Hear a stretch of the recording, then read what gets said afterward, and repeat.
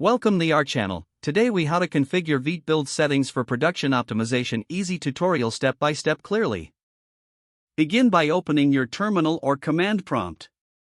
Navigate to your Vite project directory using the cd command. Install Vite if you haven't done so by running npm install vite save dev. Next, create a vite.config.js file in the root of your project. Open the vite.config.js file using your preferred code editor. Import the necessary plugins at the top of the file. Add the configuration object for your Vite settings. Set the build property within the configuration object. For production optimization, enable the rollup options inside the build property.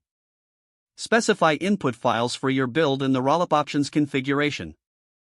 Use the output property to define how your files are bundled. To ensure efficient caching, set the chunk size warning limit value appropriately. Enable code splitting by configuring the manual chunks function in the rollup options. Consider using the Trsor plugin for minification to reduce file size. Add any additional optimizations such as preloading or prefetching assets. If you're using CSS, ensure to include the necessary plugins in your configuration. Once your settings are configured, run the command npm run build in your terminal. Monitor the console for any warnings or errors during the build process. After the build completes successfully, check the dist folder for your optimized files. Test your production build locally to ensure everything functions as expected. Finally, deploy the contents of the dist folder to your preferred hosting service.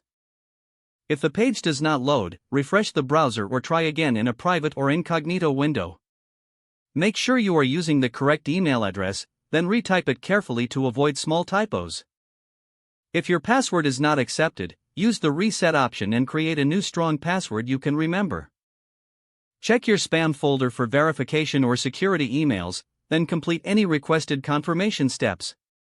Enable two-factor authentication if available to improve account security and reduce unauthorized access risk.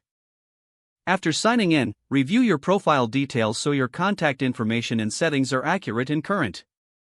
If you see an error message, note it down and try again after restarting your device and internet connection. Don't forget to like this video and subscribe to our channel for more step-by-step tech guides.